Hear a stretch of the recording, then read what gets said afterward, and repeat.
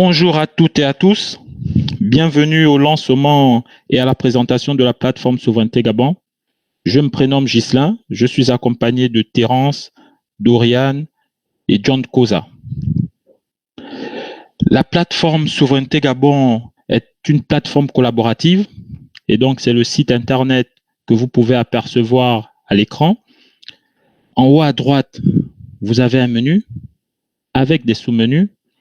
Sur la partie centrale du site, vous avez différents liens d'accès rapide à des pages que nous allons vous présenter. Qui sommes-nous? Pour le savoir, il vous suffit de cliquer sur ce bouton. Vous allez arriver sur cette page sur laquelle nous tentons de nous présenter. Et donc, nous sommes tout simplement des citoyens gabonais qui, depuis le 27 août 2016, lors de l'élection présidentielle au Gabon, nous nous sommes levés, comme tous les autres Gabonais, pour manifester partout dans le monde. Après 4 années de résistance, nous avons décidé de mettre en place cette plateforme afin de mieux faire connaître le combat de la résistance gabonaise. Notre objectif, c'est la souveraineté du Gabon. Lorsqu'on parle de souveraineté, on parle de souveraineté politique, de souveraineté économique, de souveraineté militaire et de souveraineté culturelle. Je vais vous laisser découvrir les écrits par vous-même plus tard. Pour pouvoir acquérir notre souveraineté, on mène des actions. Pour découvrir les actions que nous avons posées depuis la date du 27 août 2016, vous avez la possibilité de venir ici sur le lien d'accès rapide, de cliquer sur l'image Les actions de la résistance et vous arriverez sur cette page. Et donc ici, nous vous présentons un rapport qui vous permettra d'analyser les actions posées par la résistance gabonaise partout dans le monde. Pour une meilleure lisibilité, je vous invite à descendre, à venir en bas à droite, ici. Lorsque vous cliquez, ça vous permettra d'avoir le rapport sur toute la page. Ici, nous avons récolté les actions menées partout dans le monde de la résistance gabonaise. Tout n'a pas encore été saisi dans la base de données, donc nous vous invitons à nous faire signe si vous avez des informations et vous constatez que ces informations ne sont pas présentes dans notre base. Nous vous invitons à nous envoyer ces informations par mail à travers notre boîte de contact. Sur ce rapport, par exemple, vous avez ici la vision d'ensemble des actions de la résistance gabonaise. En haut, on rappelle quelques chiffres clés, notamment le total des actions, le total des marches, des sit-ins et des actions coup de poing. Les actions coup de poing sont communément appelées d'Encham. Sur la partie gauche de votre rapport, vous avez des filtres qui vous permettent d'affiner votre recherche. Et sur la partie centrale, vous avez différentes visualisations pour pouvoir voir les données. Exemple, si on regarde le premier rapport en haut, le premier graphique en haut, qui est l'évolution du nombre d'actions de la résistance gabonaise par date, on constate que depuis 2016, la résistance gabonaise continue de poser des actions. En 2020, par exemple, lorsque je clique dessus, j'ai la possibilité de voir que la résistance gabonaise a fait 81 actions qui sont réparties par type d'action ici en bas. On constate que ces actions sont à 90% des manifestations, 5% des CHAM, 4% des rencontres citoyennes. Et ces actions ont été catégorisées. Et donc, dans les 81 actions de 2020, on constate ici que 83% de ces actions, ce sont des sit-ins, 7% ce sont des marches. Nous signalons que 2020 est l'année du Covid-19, donc effectivement, il y a eu moins de manifestations que les années précédentes. Vous avez la possibilité, en allant sur la prochaine page, donc la page 3 sur 4, de pouvoir avoir une vision par zone géographique. Sur cette page, on constate que il y a différents points un peu partout dans le globe et donc cela signifie que la résistance gabonaise a manifesté partout dans le monde, sur tous les continents. Vous avez la possibilité, à travers les filtres ci-dessus, de pouvoir filtrer sur un pays en particulier. Exemple, si je filtre sur les États-Unis, j'ai la possibilité ici de voir toutes les actions qui ont été posées aux États-Unis. La dernière action, par exemple, c'est celle qui est là. C'est une action de la résistance gabonaise de Washington, D.C., encore elle et toujours elle, qui s'est rassemblée le 11 décembre pour faire un sit-in devant l'ambassade du Gabon aux États-Unis. Sur la dernière page, qui est la page 4 sur 4, vous avez la possibilité d'aller visualiser cette action en cliquant sur la source de l'opération. Et donc, je vous invite à aller jouer avec l'outil pour pouvoir prendre connaissance de l'outil et de participer en nous envoyant des informations. Ensuite, nous avons aussi décidé de lister les actions de jumping. Donc, lorsque vous cliquez sur l'image de jumping, vous arrivez sur cette page et le principe est le même. Vous descendez tout en bas, à droite, vous cliquez sur cette flèche pour avoir le rapport en plus grande taille. Et donc, concernant les actions de jumping, nous avons listé toutes les actions pendant la pré-campagne, la campagne électorale et la crise post-électorale. Nous considérons que nous sommes toujours dans la période de la crise post-électorale puisque le président Jumping n'est pas toujours à la présidence de la République, au bord de mer. Je vais de ce pas passer la parole à M. Doussiemou Ndossi, qui va vous présenter donc la suite, notamment le trésor des dictateurs, le voyage des dictateurs. Il est près des institutions internationales. À vous, M. Doussiemou Ndossi.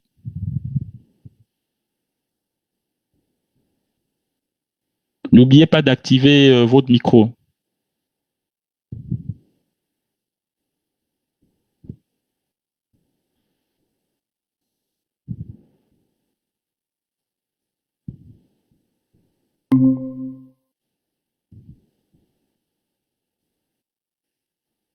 Voilà, donc merci Ghislain. Et donc ici, moi je vais poursuivre la présentation du site. Donc je vais vous parler du trésor du dictateur, les voyages du dictateur et les prêts des institutions internationales. Nous allons aller de ce pas sur les prêts du dictateur. Donc lorsqu'on clique ici sur le trésor du dictateur, pardon, lorsqu'on clique ici, nous arrivons sur cette page-là. Alors donc ici, sur cette page-là, nous avons les différents, la liste non exhaustive des biens mal acquis identifiés de la famille Bongo et leurs associés. Donc ici, on se rend compte que les biens sont notamment identifiés en Afrique du Sud, au Canada, aux États-Unis, en France, à Monaco et au Royaume-Uni. Donc c'est des biens qui appartiennent au clan Bongo, constitués des Bongo, des Valentins, de Marie-Madeleine Brancho, pour ne citer que cela.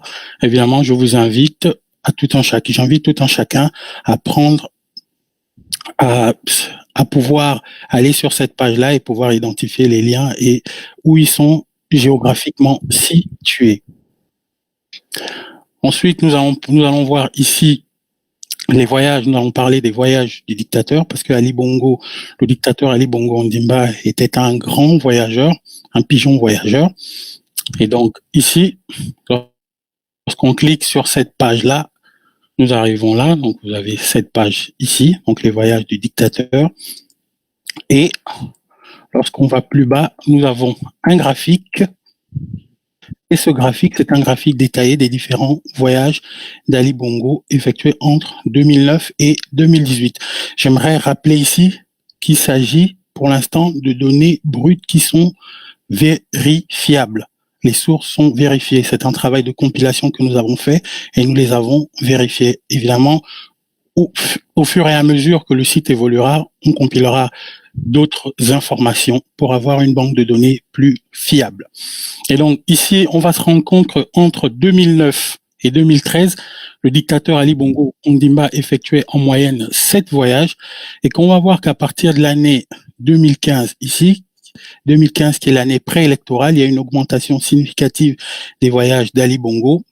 Au niveau de 2016, il se maintient plus ou moins et à partir de l'année 2010, à partir de 2017, les voyages d'Ali Bongo se sont accentués puisqu'Ali Bongo cherchait à asseoir son pouvoir. Alors, ce qui va nous intéresser ici, c'est l'année 2018. Donc, vous avez la possibilité d'appliquer des filtres, et donc vous avez ce filtre-là. Donc, il y a des pays, les pays où Ali Bongo a voyagé, mais on va s'intéresser ici à l'année 2018. Et donc, on va filtrer l'année 2018. Et donc, sur 2018, on va voir les différents voyages faits par Ali Bongo Ondimba. Pourquoi 2018? Parce que entre 2019, entre 2018,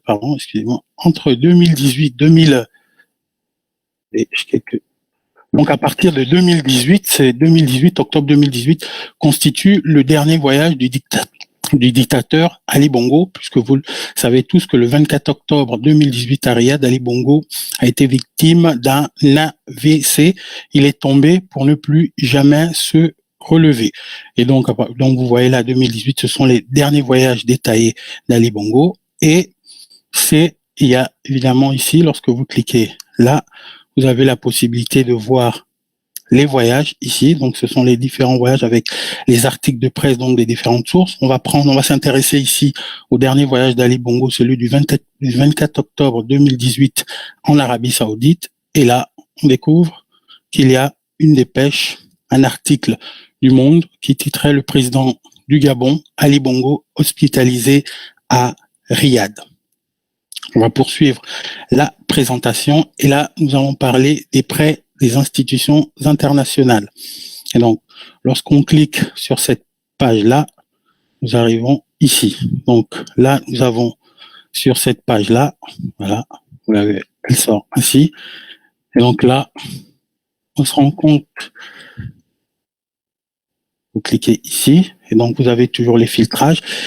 Et là, j'aimerais toujours le préciser, il s'agit de données brutes, compilées, que vous pouvez vérifier, que nous avons vérifié aussi. Donc ici, la dette du Gabon entre 2010 et 2020, donc on est ici, 2020 et 2010 s'élève à 2040 milliards de francs CFA et plus de 3 milliards d'euros. Donc, nous avons la possibilité ici d'appliquer des filtres. Si je veux appliquer un filtre, je viens ici et là, je vais sélectionner l'Agence française de développement. Et sur l'Agence française de développement, on va se rendre compte que l'Agence française de développement a octroyé au Gabon. On va voir ici, on va s'intéresser à l'année 2015 parce que l'année 2015, c'est la période préélectorale. Donc, entre 2011 et 2013, on a vu que ça a commencé à augmenter à partir de 2013, donc 12 millions d'euros. Et on va se rendre compte qu'en 2015, l'Agence française de développement, donc 2015, c'est l'année préélectorale, 185 millions d'euros qui seront octroyés à l'État gabonais.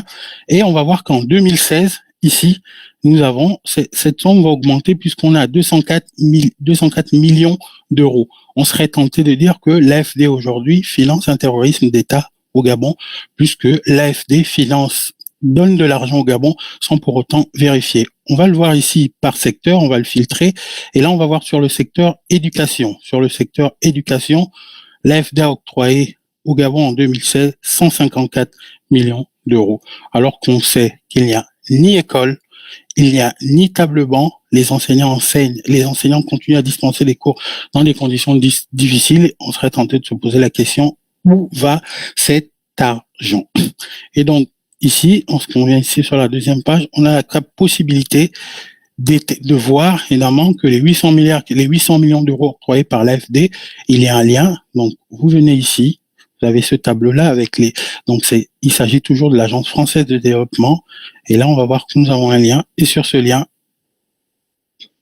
il y a évidemment, là, c'est la partie exclusivement du Gabon. Là, on parle uniquement du Gabon. Et vous allez vous rendre compte que l'information que nous avons compilée sur le site est tout à fait vérifiable. Donc, 800 millions d'euros engagés sur la période 2010 et 2017. Donc, j'aimerais terminer en disant que c'est un site qui se veut participatif. J'invite les uns et les autres à nous fournir des informations qui peuvent être vérifiées par tous. Et évidemment, nous allons les compiler et enrichir la banque de données de notre site. Je vous remercie. Je vais repasser la parole à Ghislain. Merci, Monsieur Doucemo. Donc, on va demander aussi à Dorian de pouvoir nous présenter les autres pages du rapport. À vous la parole, Madame Dorian.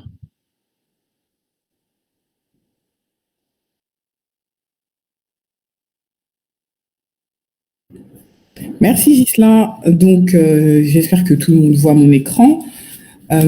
Alors, parmi les 8 rapports de compilation de données que totalise la plateforme Souveraineté Gabon, vous avez donc celui relatif aux conflits sociaux que vous retrouvez donc dans l'onglet social ici dans le menu général. Donc, lorsque l'on clique sur l'onglet conflit social, on tombe donc juste sur le rapport et ensuite en l'augmentant, on a donc la vue d'ensemble. Donc l'objectif ici de ces données, c'était de présenter l'état du tissu socio-économique du Gabon. Donc comme on vous l'a expliqué auparavant, vous avez la possibilité de jouer avec les filtres pour savoir, par exemple, les différents conflits sociaux qui sont survenus, par exemple, à Libreville. Allez, on va sur Libreville, si j'arrive à la retrouver. Elle est là. Dans le secteur de l'éducation, hop, je clique. Et là, l'outil fait son travail. Et donc, on est capable de dire que, par exemple, sur Libreville, depuis 2016 jusqu'à 2020, il y a eu au total 27 conflits sociaux que nous avons pu répertorier, référencer. Et si on regarde, par exemple, dans le secteur de l'éducation, 85% de ces conflits sociaux étaient des grèves. Il y a eu également des licenciements, des cessations d'activité. Donc, vous avez la possibilité comme ça de jouer avec l'outil, d'avoir les données sur la ville, le type d'événement, grève, licenciement, cessation d'activité, rencontres citoyennes, etc. Et le secteur, que ce soit de l'éducation à la communication au commerce en passant par le budget, vous avez vraiment la possibilité d'utiliser le filtre pour voir toutes ces informations-là. Et lorsque vous allez sur la deuxième page, donc vous tombez sur ce tableau-là qui reprend en fait les informations de la première page, mais là avec des choses plus concrètes, plus complètes. Donc l'intitulé de l'événement, la description, donc il s'agissait d'une grève, je ne sais pas, du ministère, du syndicat, du ministère de l'Éducation nationale.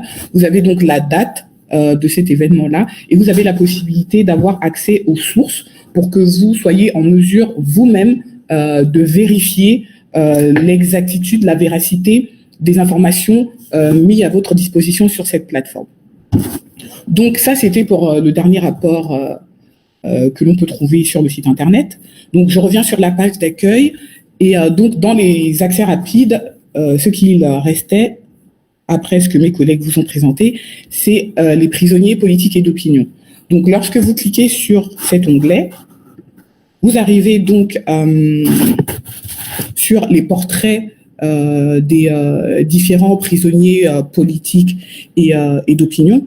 Et l'idée vraiment pour cet onglet-là, c'était de se dire qu'il fallait en fait mettre en lumière les personnes, les compatriotes qui sont privés de leur liberté pour avoir refusé de subir la dictature. Donc vraiment là, l'objectif, c'est de les réhumaniser en présentant leur parcours, leur vie et les épreuves par lesquelles ils passent ou sont passés. Donc là,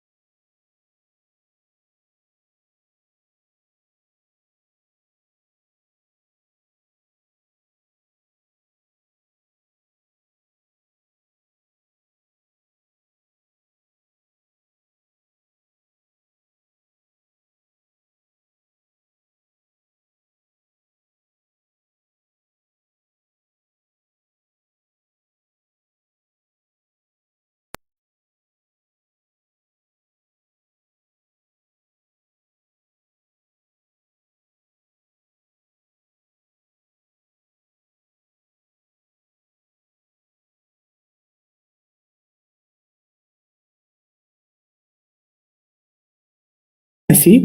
Vous avez aussi les chefs d'inculpation que la dictature lui fait subir. Là, dans le cas de Bertrand Zibi, vous pouvez les voir là. Et on a remis la vidéo de juillet 2016 dans laquelle Bertrand Zibi démissionne avec coup d'éclat du PDG devant le dictateur Ali Bongo, ce qui lui a sûrement valu ce qu'il subit en ce moment. Donc, on repart à la page d'accueil et vous avez donc dans l'onglet politique différents sous-menus également. Donc, il y a les actions de Jean Ping et les voyages d'Ali Bongo que mes collègues vous ont déjà présentés auparavant. Moi, là, je vais me focaliser sur élection d'août 2016. Donc, avec cet onglet-là, en fait, on repart en fait sur ce qui s'est passé à partir de l'élection présidentielle du 27 août 2016. Donc, lorsque vous cliquez sur chaque menu, donc le 27 août, on reprend ce qui s'est passé. Vous savez tous qu'il y a eu la variable d'ajustement du Haut-Togo avec les 89,93% de taux de participation attribués à cette province-là avec les 95% en faveur d'Ali Bongo. Donc, on reprend également les événements dramatiques et tragiques qui se sont déroulés à l'annonce des résultats le 31 août 2016. On reparle de l'implication de la Cour constitutionnelle qui a proclamé la réélection d'Ali Bongo le 24 septembre 2016. Vous retrouvez également les actions que Jean Ping a entreprises au sortir de l'annonce de ces résultats-là dans le but de faire éclater la vérité des urnes. Vous avez également tout ce que les organismes internationaux comme l'Union africaine, l'Union européenne, le Conseil des droits de l'homme ou la Cour africaine des droits de l'homme et des peuples a pu mettre en place. Par exemple, l'Union africaine avait fait un procès-verbal qui disait que les PV étaient clairement établis conformément au texte et que leur lisibilité était tellement nette qu'ils ne peuvent que susciter des interrogations. Donc, il y avait déjà des doutes concernant la mission d'observation. Donc, vous avez là les liens qui vous renvoient vers ce rapport-là de la mission d'observation de l'Union africaine. Vous avez également des articles qui reprennent le pré-rapport de cette mission de l'Union africaine, Voix Africa et RFI. Concernant l'Union européenne, donc en fait, on vous a remis les protocoles d'accord entre le Gabon et entre le gouvernement gabonais et la mission d'observation électorale de l'Union européenne. Donc vous les retrouvez là. Ça, c'est le rapport. Vous avez également donc les résolutions prises par l'Union européenne à la suite du coup d'État militaro-électoral. Donc la résolution du 2 février 2017, également celle du 14 septembre 2017. Donc vous avez la possibilité de cliquer dessus et vous retombez sur la résolution. Là, ce sont les protocoles d'accord entre le Gabon et l'Union européenne et entre le Gabon et la CENAP. Si jamais vous n'aviez pas accès à ça ou si vous ne saviez pas que il y avait eu ces protocoles d'accord-là, vous avez la possibilité de les retrouver ici. Concernant le Conseil des droits de l'homme, c'est pareil. Ils ont exprimé leurs préoccupations sur les violences consécutives à la proclamation des résultats de l'élection présidentielle du 27 août 2016. Vous pouvez le retrouver là. Concernant la Commission africaine des droits de l'homme et des peuples, vous retrouvez également leur résolution prise en session du 4 novembre 2016. La mission d'observation de l'Organisation internationale de la francophonie a également produit un rapport que vous pouvez également retrouver dans cet onglet-là. Et sur l'onglet La France, en fait, là, il s'agit de mettre en lumière toutes les questions que les sénateurs et les députés français ont posées au gouvernement français concernant la situation du Gabon. Donc, vous retrouvez les vidéos, les questions, les réponses aux questions. Vous avez également là, concernant l'Office français de protection des réfugiés et des apatrides, les 2 rapports qu'ils ont faits concernant les violences post-électorales au Gabon. Donc, avec cet onglet-là, vous avez la possibilité de revenir sur tout ce qui concerne l'élection présidentielle du 27 août 2016 et tout ce qui en a découlé. Ensuite, je vais revenir donc sur l'onglet politique. Donc, je viens de faire les élections d'août 2016. Vous avez déjà vu Action de Jean Ping et Voyage du dictateur. Donc là, vous avez l'histoire politique du Gabon. Donc, en fait, comme on vous l'a dit auparavant, c'est vraiment une plateforme collaborative. Donc, vous êtes libre de nous contacter si vous vous rendez compte qu'une action, qu'une grève, qu'une information ou autre n'est pas référencée. Et vous pouvez donc utiliser le formulaire de contact qui se trouve là, en bas du site internet. Alors, vous le remplissez, votre nom, vous mettez l'objet, l'information que vous voulez nous partager, on le reçoit, ou alors vous nous envoyez un mail par communication.souveraineté-gabon@gmail.com. Sentez-vous vraiment libre de participer, de collaborer à cette plateforme parce que elle a vraiment été créée pour chacun de nous, pour tous les citoyens que nous sommes. Donc, pour revenir sur l'onglet Histoire politique, là, l'idée, c'était vraiment de revenir, en fait, sur l'histoire, les temps forts de la vie politique du Gabon, parce que, en tant que citoyen, il en va de notre devoir de se réapproprier notre histoire. Donc, vous voyez, là, on est parti de 1895, en passant par toutes les élections, création de comités, les élections passées, l'opération Crevette. Enfin, vous avez vraiment la possibilité de voir la chronologie des différents événements que nous avons pensé être importants à se remémorer pour notre histoire. Et enfin, le dernier onglet du menu politique, c'est donc les acteurs politiques. Alors ici, l'idée, c'était de mettre en lumière les personnes qui ont eu un impact important sur la vie politique du Gabon.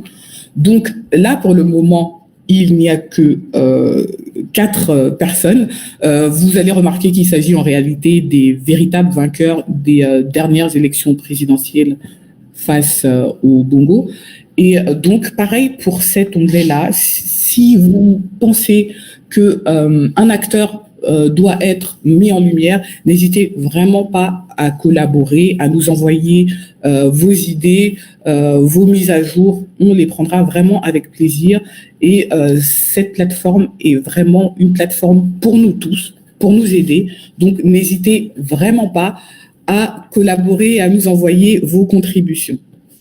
Donc, concernant le dernier onglet, la résistance, ce que je vais faire, c'est que je vais vous laisser la possibilité de voir par vous-même quel est le calendrier de la résistance, les actions, les prisonniers et les martyrs, l'origine, l'ennemi.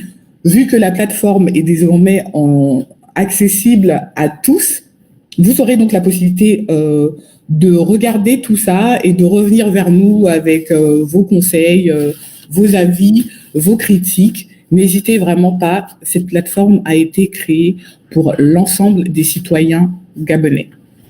Donc, je vous remercie et je repasse la parole à Ghislain. Merci Doriane pour cette présentation. Nous allons donc poursuivre. Je vais prendre la main. Nous allons donc poursuivre sur les 2 dernières présentations, notamment la partie éducation et la partie santé. Donc, comme vous pouvez le constater, sur la partie éducation, vous venez ici, vous cliquez sur établissement d'enseignement. Vous arriverez sur cette page. Pour nous, l'objectif ici est de lister l'ensemble des établissements publics d'enseignement.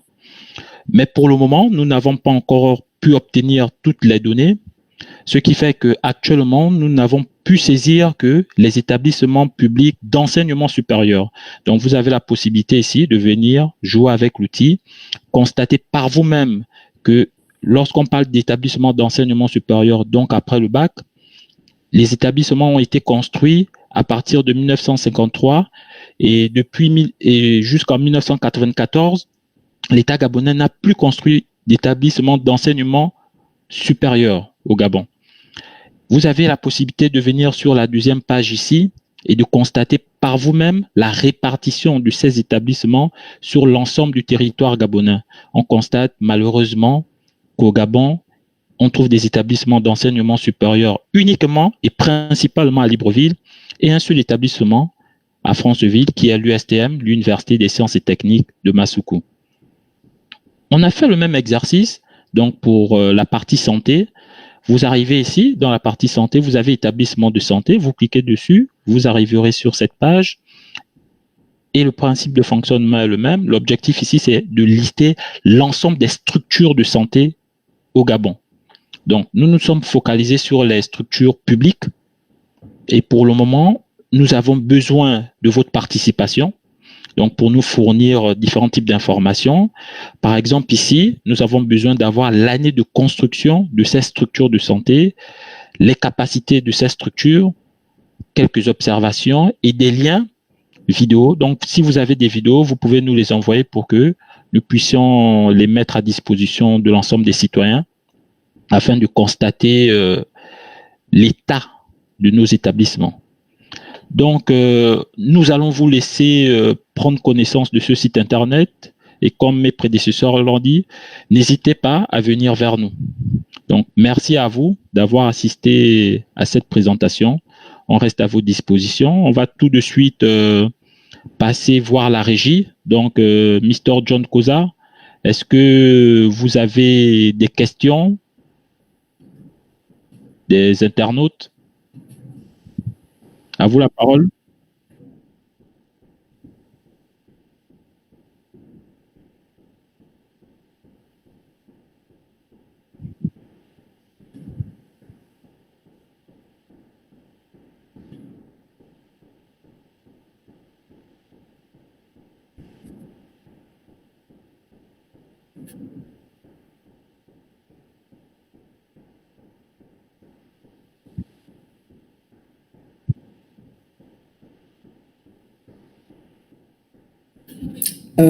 Alors, je vais répondre, Ghislain, après tu pourras peut-être me compléter. Dans un premier temps, en fait, il s'agit vraiment d'archivage et de recherche. Donc, ça nous a pris plusieurs mois pour arriver à là. Et je peux même vous dire qu'on n'est pas encore totalement satisfait, mais on s'est dit que bon, à trop chercher la perfection, on risque de ne pas aller au bout.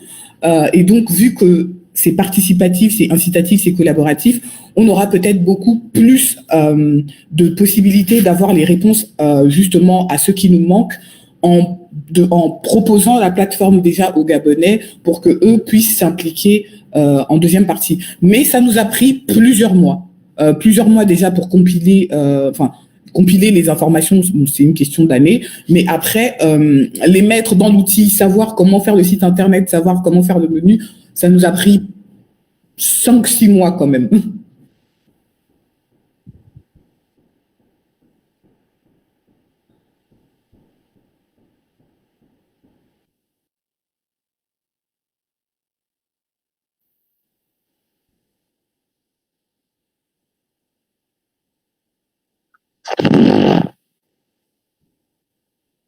Je peux me permettre, je peux répondre.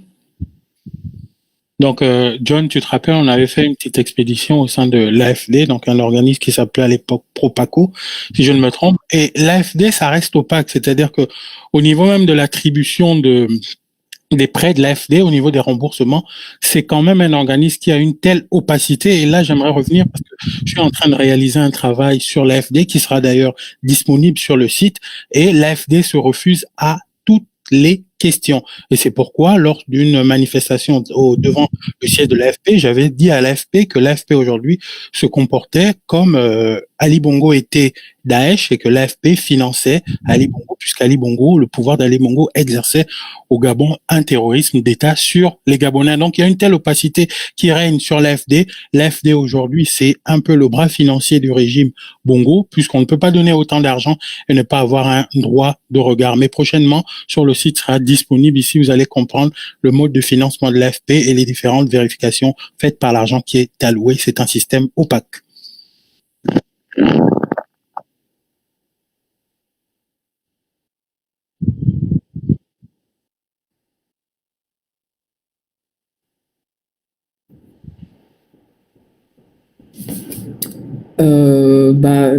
c'est notre informaticien qui, après avoir vu les données sous forme papier et de classeur, sait qu'il était possible de faire quelque chose avec. Donc, c'est le résultat de dizaines de classeurs papier.